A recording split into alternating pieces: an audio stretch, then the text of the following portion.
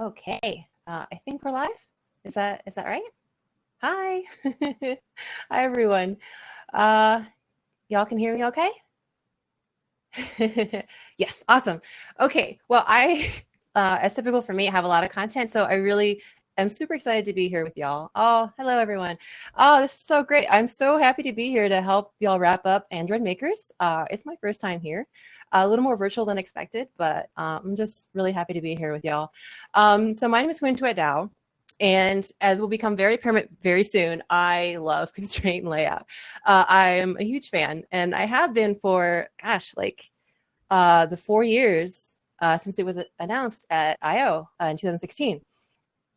Now, I still am a huge fan of it, and I probably talk about it way too much, regardless of where I'm at. But I think in the last 4 years, something that's really interesting that's come up is that, okay, maybe I've discovered that people don't like it as much as me. And while that hurts me a little inside, there's good reason. And, as I work with, Constraint Layout on my team, and is there a little video like? Okay. I'm not sure if it's just my video, but anyway, like as I, has kind of used constraint layout on teams and, kind of worked with other people that have worked with constraint layout, some things kind of just kind of popped up in conversations, right? I've definitely heard people say that they don't like constraint layout, that they prefer the older layouts for, different reasons, that they get confused by it. I have heard like someone, okay, cool, you can hear me great, that I love working with say they feel like they're just not using it right. Which kind of blew my mind a little bit. But to be honest with you, the more, it's not too hard to see kind of like for me, like after thinking about it, why they would say that. And so I wanted to sit down and ask myself, what is confusing about constraint layout? Well, there's just a lot in it. So if you look at the developer guide for constraint layout and you kind of go through, it's documented, there's diagrams, but it feels like there's like a feature, like every line has 5 features in it. And I can kind of see why that would kind of cause a little, I don't know, like analysis paralysis maybe, that in constraint layout, there's just so many features, some of them very specialized, some of them, a lot of them you will never encounter in like 80% to 90% of your layout building life, right? And it can feel sometimes that there's so many features that you don't know what to use when, because there's often multiple ways of doing something and you're not quite sure what the right way to do something is. And not only that, there's also kind of like a problem at the opposite end of the spectrum where maybe you're asked to do a layout that's really weird, or you're asked to implement some kind of funky behavior and it's really hard. There is a solution somewhere in constraint layout for you, but you can't find it because, there's just so much in there. And again, it's kind of like not being sure what will work for you. So I kind of stepped back and said, okay, that makes a lot of sense. I get very confused a lot still by constraint layout, even though I love it. And what I thought would be handy is to look at constraint layout, both as a tool in and of itself, and also in the context of common layout problems, and kind of approach it the way, you might approach building any layout. And that is to start simple and then work your way up. And now simple might be, I don't know, basically start with the simplest solution, start with the simplest functionality. And if you build a layout that works, you're done. And that's something that I also want to impart as well, is not just kind of how to use different features, but the fact that you should feel confident that if you're using constraint layout and if your layout behaves how you want it to under all the conditions you need it to, you're using it right. It doesn't matter that you didn't use 80% of the functionality, that you didn't use this fancy new thing. What matters is the layout and the ultimate UI that you built. So I want to build a toolbox. And I have a toolbox here. It's actually a text file, but we're going to call it a toolbox. And it's basically going to be all the features that I know for me kind of make up the day-to-day essentials, right? The things that I have to use constraint layout. And what I'd like to do is to, again, start simple and start with a layout. The layout looks okay. It's not perfect, and there are a few things that we could fix, some problems. And as we fix these problems, the things that we use to fix the problems, I want to throw in this toolbox. And hopefully we'll compile a list of features, of tools in constraint layout that, at least my opinion, of course, but things that I love and that I hope that if you're having trouble with constraint layout, if you don't like it, if you feel like it's too dense, all the functionality, I hope that you can take these things and get familiar with them.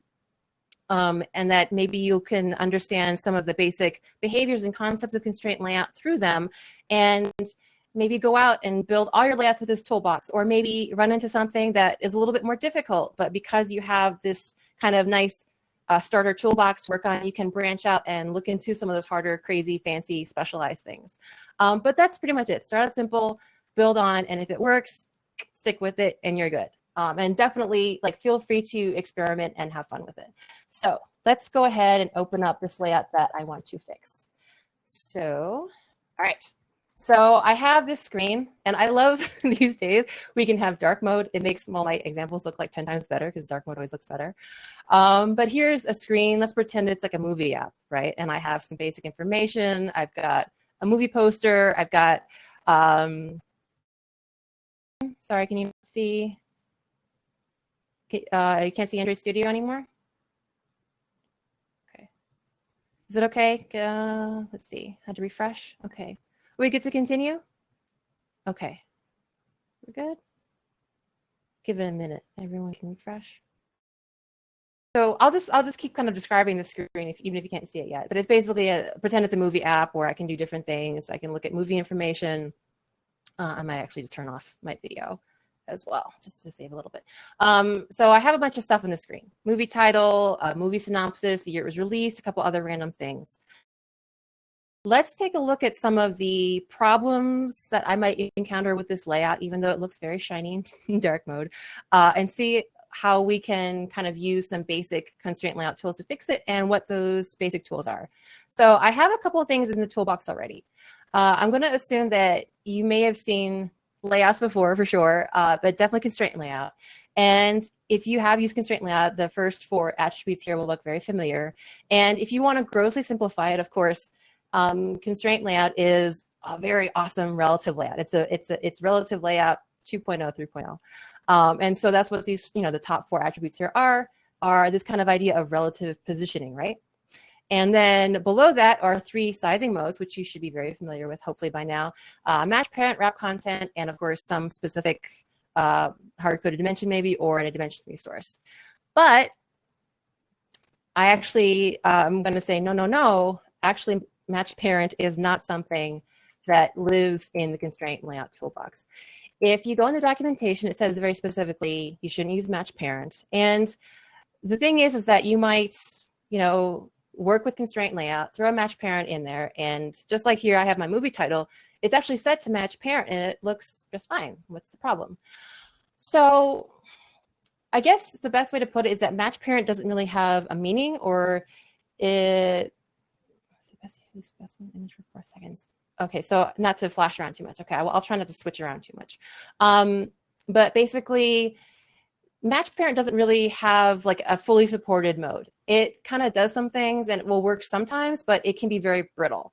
So say I go down here. So this match parent in the title field works, but if say I switched my director to match parent and I look, okay, so now my constraint layout's gone kind of wonky. The director is now kind of literally matching the parent and filling up. And even though I have constrained this kind of director field to kind of align with the title and align with this year field, it's basically disrespecting, it's breaking it. And part of that is match parent is just not fully supported. Now, what is supported and what I know sometimes you might think of as match parent in constraint layout is 0DP. And it looks very familiar, like if you used to use linear layout with weights, you can see 0DP. Now, 0DP actually has a very specific meaning in constraint layout, and what 0DP is actually this kind of mode called match constraint. Now, match constraint isn't actually like a value you can put in an XML file. It's more of a concept. And if you dig inside of constraint layout code, it is in there. It is the term used to refer to this. And what I think is the important takeaway here is that, okay, you can just go off and use 0DP, no problem. But I think what is important to understand is that match constraint can behave like what we think match parent would be, but really what match constraint is saying is that this view is going to, above all else, respect the constraints like placed on it. And it'll do this kind of in a greedy way. It will try to suck up as much space and as much position as possible, but you know, sorry, phrase hell or high water, it will conform to the constraints put on it. And see, that's a little bit different than match parent and fill parent. And not only that, it's good to separate this idea of 0DP from match parent, because 0DP is almost like, or match constraint rather, is almost like a kind of special power mode. It's like almost like a, I don't know, like a cyan mode, or like, you know, calling out Shazam or something. It allows a view to access some of these fancier features that are kind of all listed in the constraint layout documentation, but that aren't normally available. So in this layout, I have, you know, a couple of, you know, views. I've now fixed it. No more match parent. I have 0DP. Now, let's just say that my director had a really, really strangely long name for some reason, like something like this. There's a lot of different ways we could address, you know, kind of, you know, when content gets really long like this. Let's say that for some reason I just wanted to set a max width. That's probably not the best solution, but for the purposes of this, let's try to set a max width, and let's set it to something that we can tell. Okay, nothing's happening if I try to use the regular max width attribute. But if you look through the documentation, you might say to yourself, but there's actually a, oops, and it's in app, there's actually a constraint with max. Does that work? Yes, it does. And why does it work? It's because I have 0DP. Now, if I had match parents here, it wouldn't work. But because I have 0DP, I've accessed this kind of like super match constraint state rather, where the view is very willing to accept all these kind of specialty, very special attributes, and I can access with max. So if you're ever going through constraint layout and you see an attribute that you like or that you think works for you and it's not working, it could be that you're not setting that view to match constraint. So we're going to actually get rid of this because that doesn't look very good.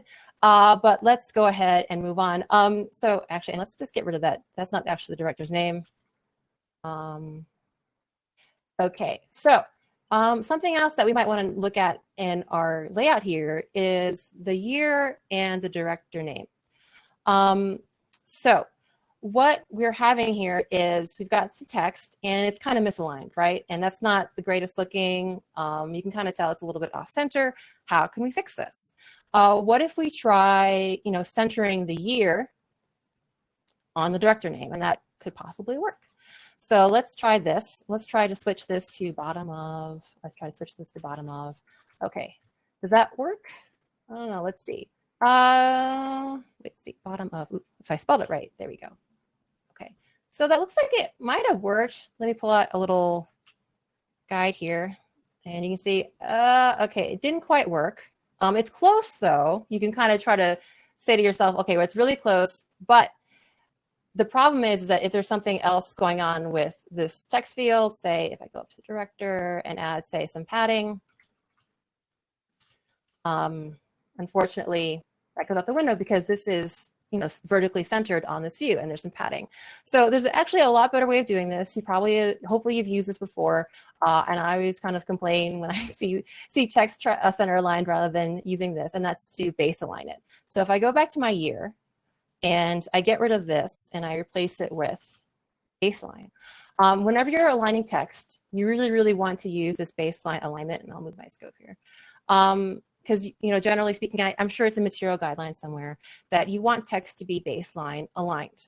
And the great thing about this is that it's one attribute, it takes care of it for you. And regardless of, you know, how much, you know, padding or how much kind of extra stuff is going on with this other text, that baseline alignment will stay. And I would definitely throw that into my toolbox. So let's go ahead and throw that. So let's throw, copy and paste here. So we're going to throw baseline positioning into our toolbox. I know it's kind of specific, but as you know, Android developers, we deal with text all the time and, you know, kind of groups of buttons. It should definitely be something that you pull out as soon as you see a bunch of text, a bunch of buttons kind of in a line. Baseline should be like the first thing you think of. So it's going in the box. But okay, that's well and good. How about what else can we, you know, kind of put in our toolbox? So I'm going to go up here to this icon. So something that might happen a lot is you might do something like this, center alignment. So if we look at this icon here, it's not very well placed. I'm a bad designer. I'm an okay dev, but I'm a bad designer. What I think is really interesting is if you look at this icon is constrained on all four sides to this kind of movie image. And what's interesting is that if you read the developer guide, it actually refers to this in situation as impossible constraints, which sounds weird, right? Because I can see the view, it's right there. But the idea is that this icon is left aligned to the left of this poster and right aligned to the right of this poster. But because of the size of the two views, they're never going to actually line up right. We're not going to be stretching the icon to fit the poster. This is just the size it is. And so in a sense, this is what is called an impossible constraint. But what's cool is that constraint layout, it was built to kind of be able to parse and render these kind of impossible constraints. And what I think is neat, and I think it's actually kind of funny it's called that, because rather than it being kind of an impediment, it's actually a feature. Because by specifying this impossible constraint, we now have center alignment. If I kind of align these things which will never match up, I get vertical alignment and horizontal alignment, which I think is awesome. And it's interesting because the way that constraint layout handles this in kind of similar situations is that, okay, there's a discrepancy, right, between the size of the view itself and the space that it has available to it. So we'll call the space available to it basically this box, which is the poster itself, but basically this box that is defined by its constraints, right? And there's all this extra space around it. And so constraint layout works really hard to kind of arrange that space in a reasonable, rational way, and also to give you opportunities to play around with that space. And something that hopefully that if you've used center constraints in constraint layout and that you've gotten to play around with is bias. Not the bad kind of bias, but bias of the space within this layout. And if you're not familiar with how it works, again, there's going to be a discrepancy, right, between the kind of edges of this constraint and the actual bounds of the view. And what bias allows you to do is to kind of control how constraint layout places that extra space. And it's kind of relative to the start, top, or I guess if you're left to right, locale, like left and top. But basically, if I say 0 here, all of this, there's going to be none of that extra space to the start of that view. It all gets shoved to the end. And similarly, if I had like a vertical bias and it's set to 0, it basically removes, it makes it there so that there's none of the space above that view and things like that. And that's really cool. It will go in the toolbox, but I'm going to wait just a little bit before I put it in the toolbox because this is cute and all, but I actually have not too often used biases in this way. But I do want to show you something that isn't exactly a feature, but something that I love, which is going to go in the toolbox. And again, it has to do with the way constraint layout handles these impossible constraints. Now, say I took this fire icon. Now, its top is constrained to the top of the poster. The bottom is constrained to the bottom of the poster. But what if I did something like this, where I constrain the top and the bottom to the same edge? And this might look familiar because it looks a little bit like how fabs might be aligned on a surface, right? The center of that fab, or the vertical center, is actually aligned with an edge. And that's what you get here. And again, this is kind of a little bit specialized, but I think the concept to take away is that, again, because constraint layout has a very consistent and non-crashy way of handling these impossible constraints, it's not so much that it's a bug, but it's like a feature, right? You can do very interesting things in constraint layout that you can't do, and I don't even know how to do that unless I have a custom view or something, or custom layout, to do things like this. And you can do them very simply. And it's the trick and the tool that you need to throw in is kind of understanding that you can kind of do things that, in a sense, don't make sense, but that constraint layout will render in a consistent way. And so let's call it impossible constraints. But basically things like this edge filtering, or even just the idea of being able to kind of play around with what constraint layout will render or will not. And that's kind of, I think, the hard thing. The old layouts were very straightforward, whereas constraint layout has a lot more play in it. There's a lot more room for interpretation, both for you and for the solver to kind of figure these things out. So that can be a difficult thing, but you should see it as like a tool as much as you can. Avoid it if it doesn't make sense, but definitely kind of seek it out if it's there and it can help you do something interesting. So I'm going to go and kind of go back to biases. And we're going to talk about why I actually have them in my toolkit. If they were just for kind of, you know, adjusting the space, I might actually put in the toolkit because I haven't used it that much. But what I do think is really interesting is for a situation like this. So I have my synopsis, I have a poster, and I have this little, I don't know, call it fine print. It's just a little bit of really creepy text that I put in for the purposes of this demo. But let's say that I have some text and I have an icon. And this is actually a situation I kind of sort of did at work recently, where I have this image icon and I want it to kind of hug tightly to the right side of this text view.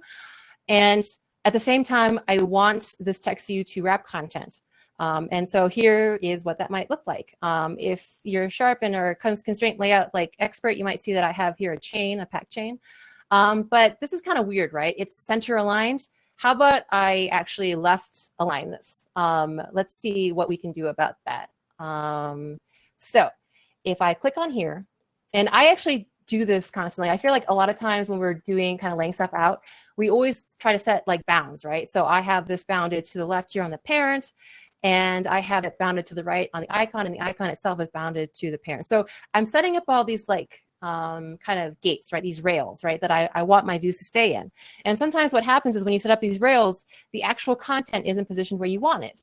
Well, I want this left aligned. So rather than having the horizontal bias kind of play around with that space for centering purposes, I'm actually going to use it to kind of use this kind of centered impossible constraint to both get kind of the behavior that I want, but in kind of an alignment kind of way. I don't know if it's like abusing it, but basically using it to say how I want this thing to be spaced. And cool. So I've left alignment. And again, I use this a lot in my day-to-day life. I find myself constantly just like constraining things on two ends and having to bias it because then it gets centered. Now, this looks well and good, looks pretty good. Now, the problem is, what if I have some text that is really long? Ooh, okay, that's not good. So something to really remember, and it's not really a toolkit thing, but a thing that's very important to remember is that on 2.0 and above, constraint layout will do all that it can to respect wrap content. And as you can see, it's respected it so much that the content just like took over the place. And you might say to yourself, okay, well, I want it to wrap content, but that doesn't look great. What can I do about this? Well, okay, maybe what I can do is rather than have it wrap content, what if I did this? So it's not respecting the constraints that I put on it. What if I did a match constraint instead? Well, now it works. It looks kind of wrap content-y, and the icon's not too far off. But really, this is not what we want, because if we had, again, that shorter text, now the icon is no longer hugging that text. So can I have it both ways? And the answer is yes. And this is actually now definitely something in my toolkit, and it's something that is not apparent, and it's something that might be a little tricky when you first hear about it. But you can have content and match constraints together. And it used to be the opposite. It used to be that wrap content would always match constraints, but and I don't honestly know off the top, but I think honestly it's more flexible this way. But you can have wrap content and match constraints as well. So there is an attribute called constrained width, and if I set it to true, what this is saying is, okay, I'm going, as long as it respects the constraints. Once you start disrespecting the constraints, then young man, you don't get to wrap content anymore, or young woman or young person. Young view, you get to wrap content so long as you respect constraints, and that's what that does. So here you can see it's wrapping content, the icon is hugging the text appropriately, and if I change it to this kind of longer text, oops, have it rendered, you can see that, okay, so now I do have it both ways. When the text is small, it wraps content, but once that content could overflow the bounds, then the constraints will take over. And that is definitely going inside of the toolbox. And this shows up so much, and I think there's been so many times where I'm implementing a view, I've got some designs in front of me and I'm implementing them, let's see. Okay, I forgot to put bias in the toolbox, so bias is going to toolbox. And I implement a view. It looks great, but I don't expect into it, right? That's too short, that's too long, and things like that. And because I had it pixel perfect until then. But that's where things like constrained width and constrained height, when matched with wrap content and the right constraints, could really help.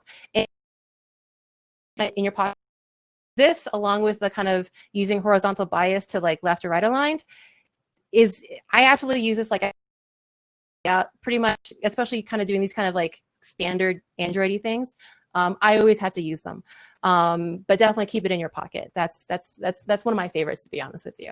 So let's see what's next. Oh, so I have this scary, weird text, right? It's aligned to the bottom of my synopsis. It's called still. It's not really still. It's a movie poster. But let's say, I don't know. Let's say, just another example, by the way, of something that super cyan match constraint mode gets you is dimension ratio. I wouldn't put it in the toolbox because it's very specialized, but you can do cool things like this, where you can control the aspect ratio of a view. I just like to mention it because it's one of my favorites. I'm cheating, but it's kind of more of an example of the kind of special thing that you can open up when you leverage this match constraint. But anyway, all right. So I have the scary text, the scary fine print. I have it. Sorry if I'm flipping around too much. I have it constrained to the bottom of the synopsis. Looks okay, right? Well, what if someone comes along again with some weird data, and instead of a long synopsis, we get something really short, like that? Okay, now we've got overlap.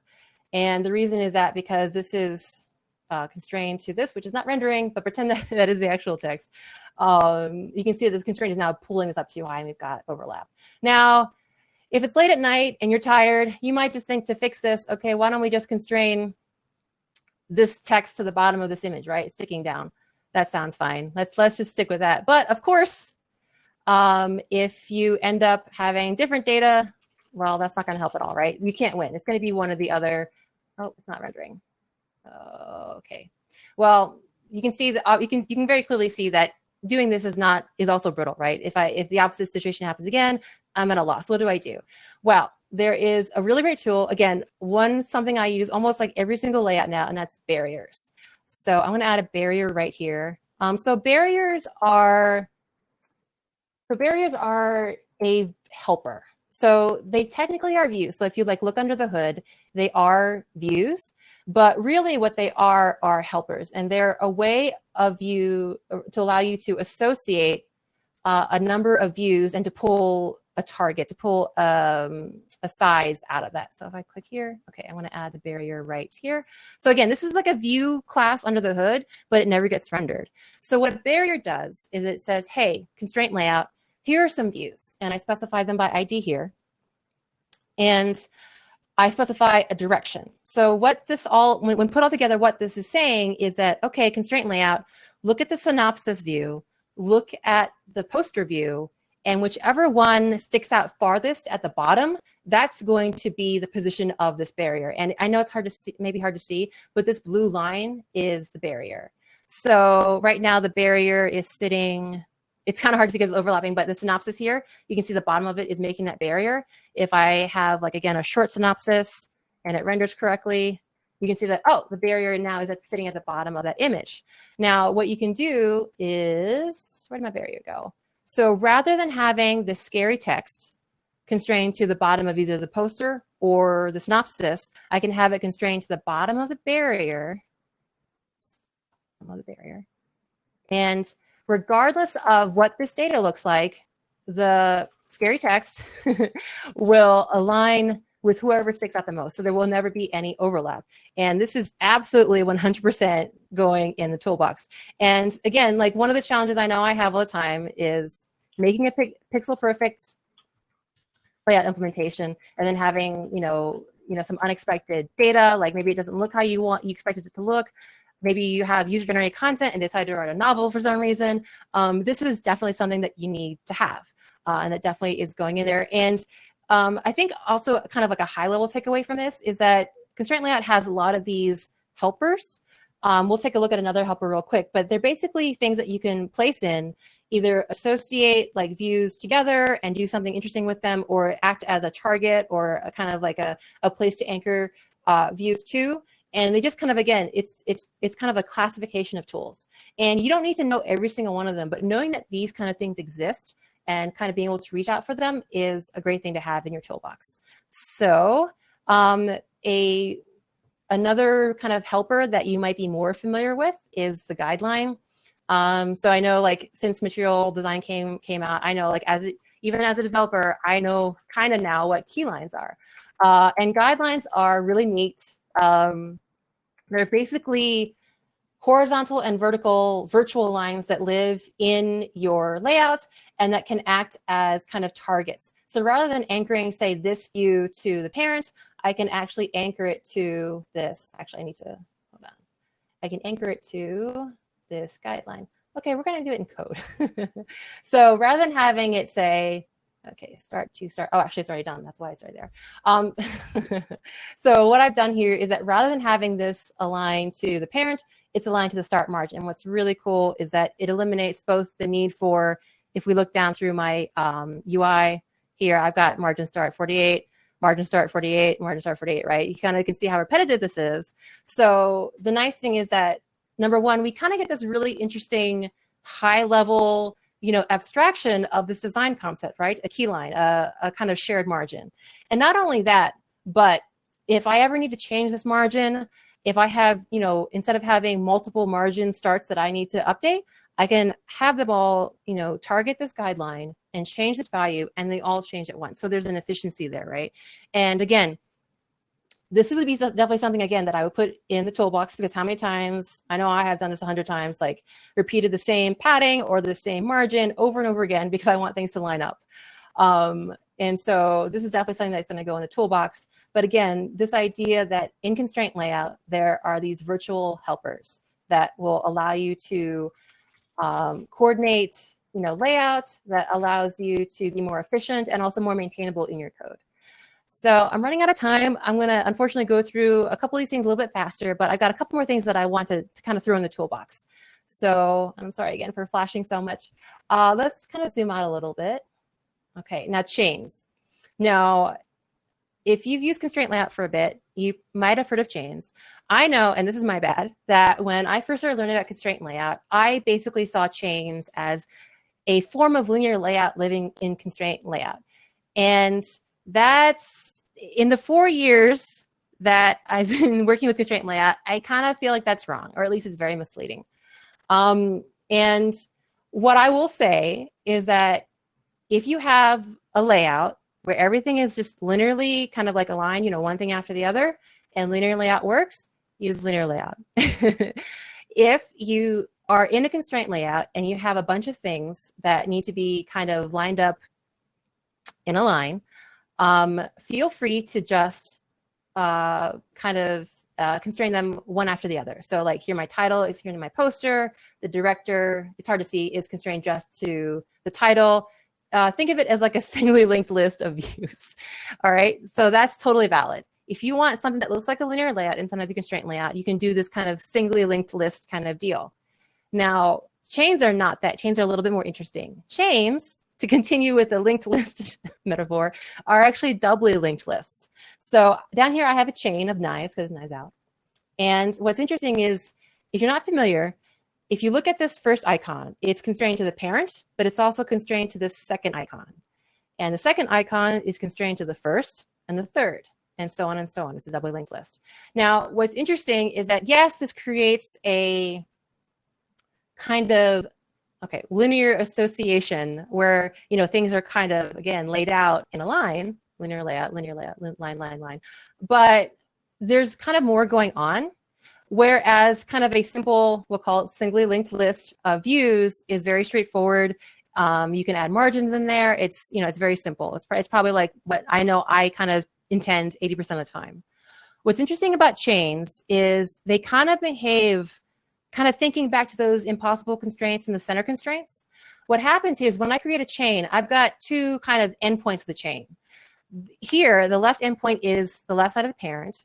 And here, the right side is the right side of the parent.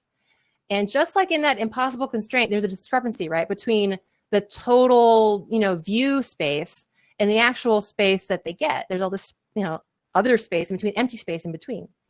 Now, what's you have to remember about chains is that it doesn't ignore the space. Chains will actually take this extra space into account during the layout.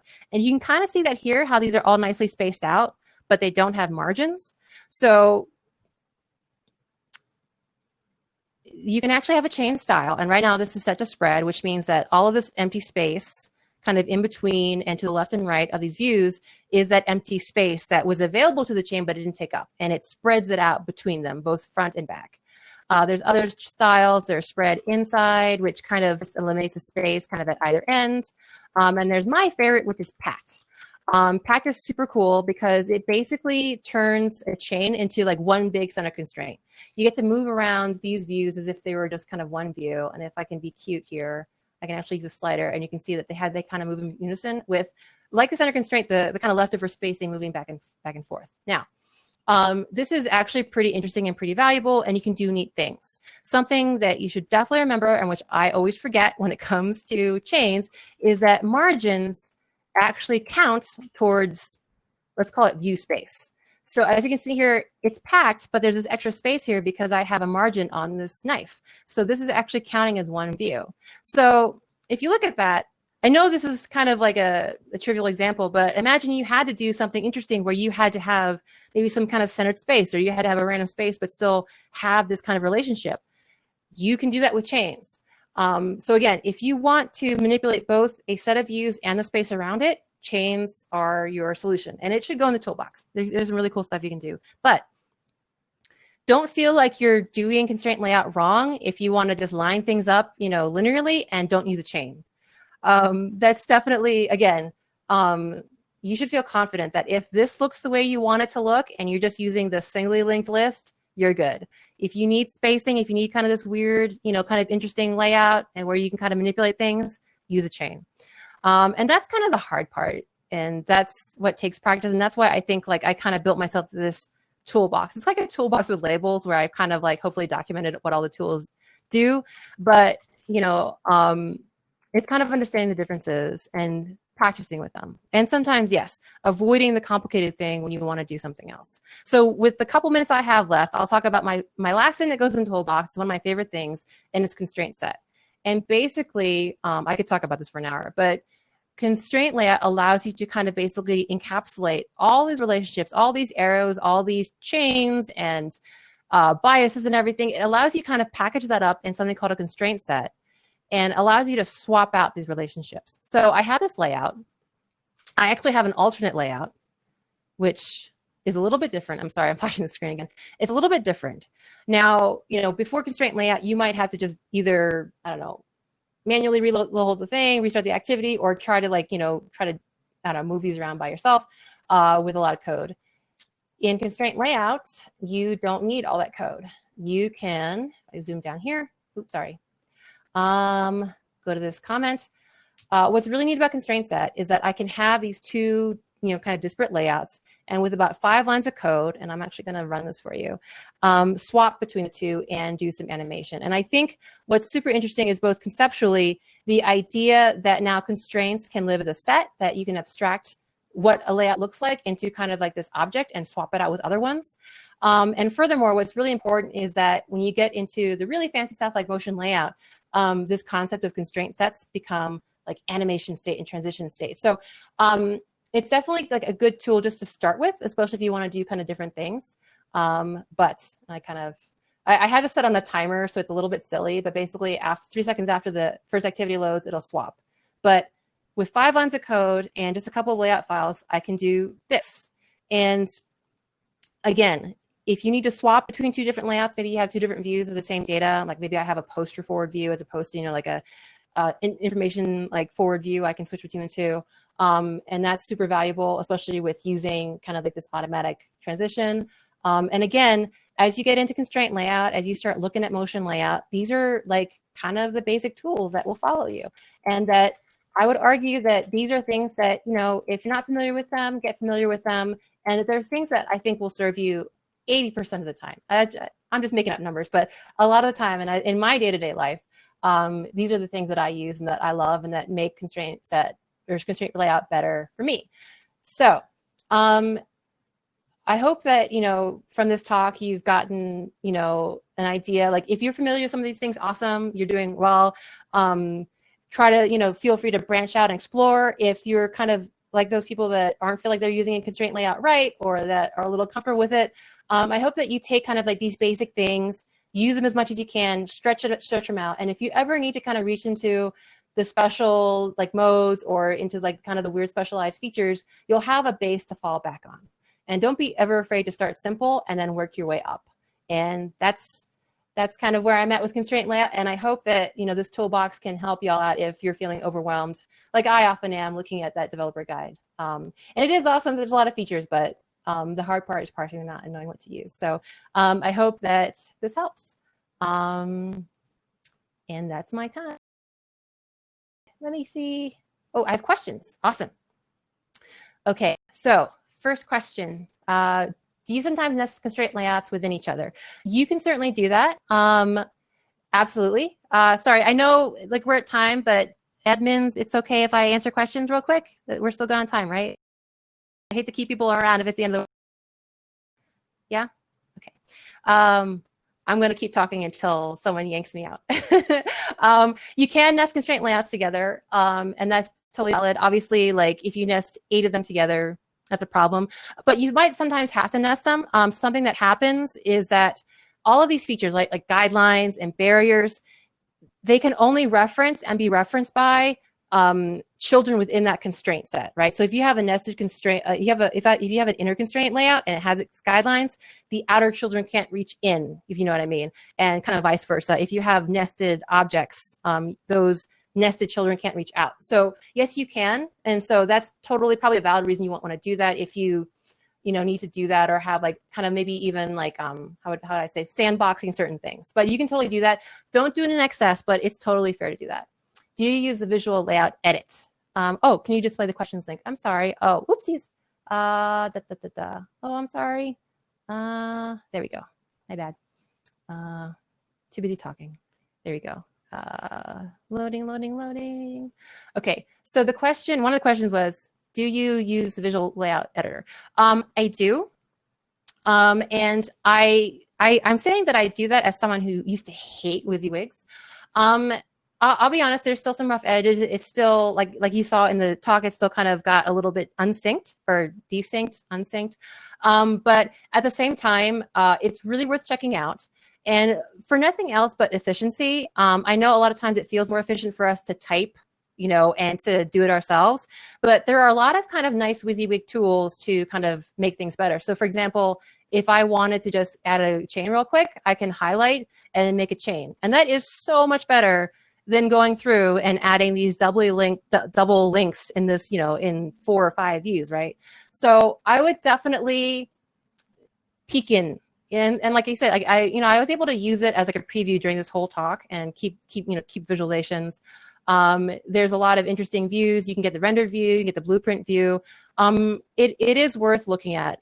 And if for nothing else, to also communicate with other people, with your designers, with other team members, and to be able to grok exactly what is going on in a layout right away. And even for yourself, I think sometimes, you get a layout with like 15 things in it and you just stare at the XML. And especially with the constraint layout where, it's not like linear layout where the order of the elements informs like the way it renders. Things can be all over the place here. Having that visual representation, that rendering is super important. It's okay if you decide not to use all the tools, but I would definitely take a peek. And if there's something that seems actually kind of tedious to do in code, try looking at the design view. Let's see. Background color for groups. Sorry. Background color for groups of views. Constraint layout to virtual layout. What did you try to do with CL1 view or nested view group? So this is about adding background colors to groups of views. I'm kind of old school. I still like the kind of plain old view tag, and then coloring it and making it, match constraint parent and parent. I don't have a good suggestion. That one I think is relatively efficient, is okay. Good resources to play around with constraint sets. Um, any talk. So of course, Nicola and John were giving a talk at the same time. Thank you for coming to this one. I would definitely check out some of their talks. I've talked about it as well. Josie Wolf, Josie, have you talked? I feel like have you done something on constraint set? I feel like you have. But Josie as well in the chat also talks about constraint layout and motion layout a bit. But there's a lot out there. I would honestly, and I'm sorry that this is kind of maybe like a silly answer, but definitely Google. There's some good ones out there, and I would actually just play around with it. Kind of once you get the basic concept, you can just the world's your oyster. You just fool around with it. Sorry. Oh, it's scrolling. Oh, let me go back to the questions. My bad. All done the screen. I'm reading it on my own screen. Do you recommend constraint layout in any situation, even if the layout is very simple?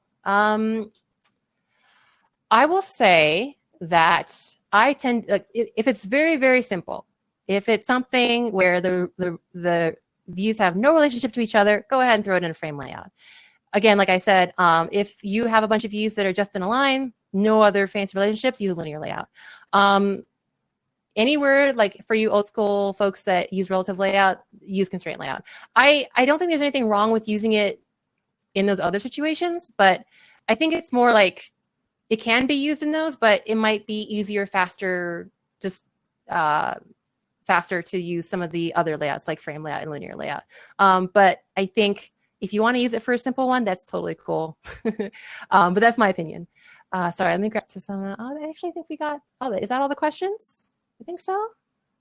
Awesome. I'm sorry I was a little bit, the virtual talk presentation stuff is a little bit new to me. So I apologize for fooling around too much, but I really appreciate everyone's time and for asking questions and for being here. And this was really awesome. And it was really great to connect with you, even though we all have to be apart right now. So hope you all take care, stay safe, and thanks a lot. Really, really, thanks a lot for having me.